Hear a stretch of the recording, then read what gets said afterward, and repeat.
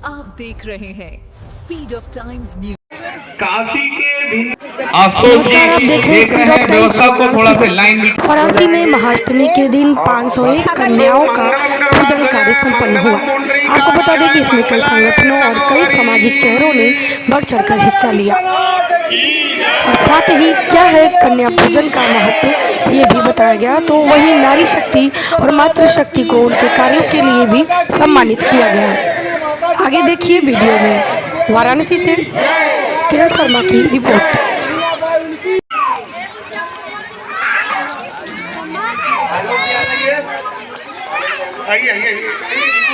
आप नहीं आएंगे तो फिर कैसे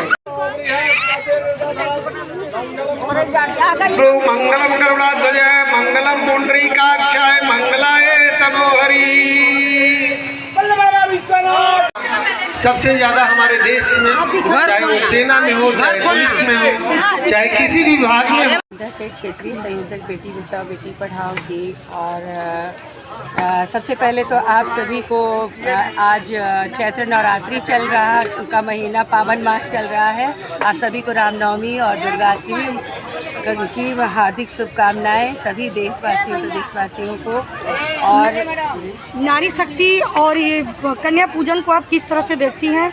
आज के आधुनिक समय में ये कितना महत्वदायी है और कितना पारंपरिक है और कितना चल रहा है, क्या कहेंगे इसके बारे में? बिना शक्ति के, बिना मातृशक्तियों के पूरे विश्व की समूचे इस पूरे कह सकते हैं कि ब्रह्मांड का कोई अस्तित्व ही नहीं है। और शिव भी 100 के समान है शक्ति के बिना।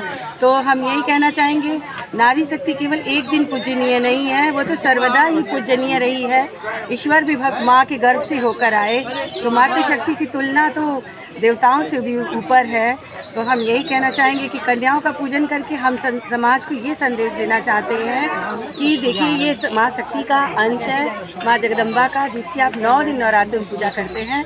सदैव इनकी पूजा करिए, रक्षा करिए, इनको आगे बढ़ने में सहयोग करिए और इनको अपने उससे ऊपर दर्जा इनको दीजिए।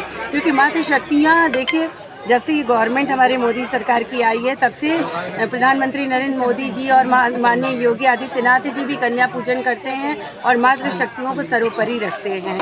हमेशा उनको आदर मान सम्मान देते हैं। आज देखिए, विश्व के लोकप्रिय नेता बन गए, जननायक बन गए। तो जो भी मातृशक्तियों को पूजता है, जो उनका सम्मान करता है, सदैव वो ऊंचा उठता है, ऊपर उठता है उनके आशीर्वाद से। तो इस लिहाज से हमेशा हमको पूजा करके कन्याओं का हम ये संदेश देना चाहते हैं कि आप इनकी रक्षा करिए।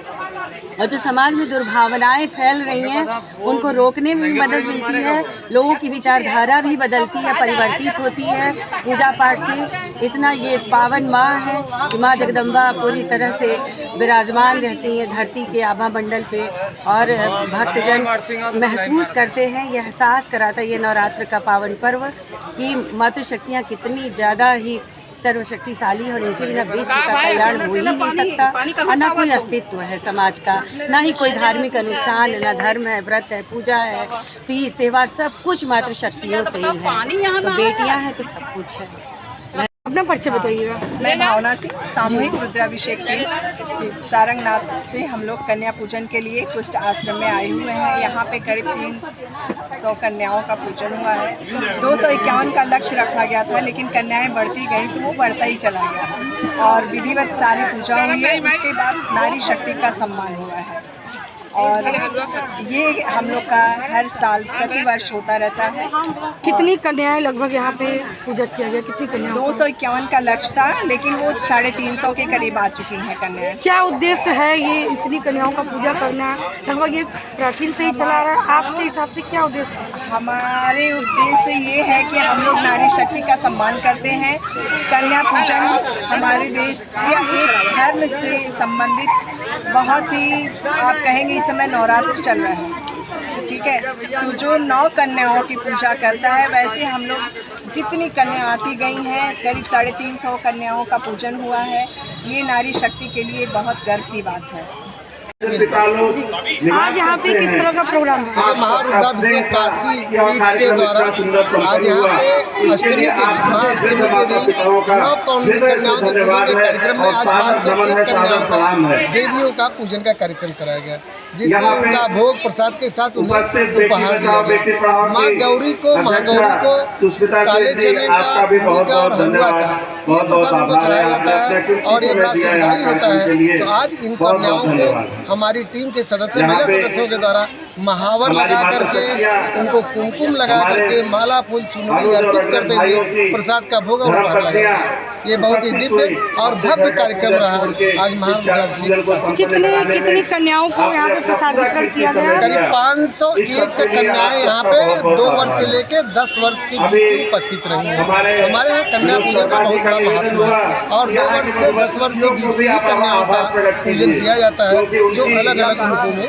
क्या कहेंगे काशी के लोगों को और भी समाज के लोगों को, जिस तरह से हिंदू धर्म की मान्यता है, कन्याओं के सम्मान को लेकर क्या कहेंगे? देखिए, सम्मान तो अपनी जगह हमारे यहाँ देवियाँ हमेशा पूजनीय रही हैं। सदियों शताब्दियों से हमारे यहाँ कन्याएं पूजती जाती हैं और पूजी जाती रही हैं। देवताओं के पास कभी कुछ रहा नहीं है। जब भी कभी युद्ध की बात आती है तो देवताओं ने शक्तियों से ही शक्ति मांगी है।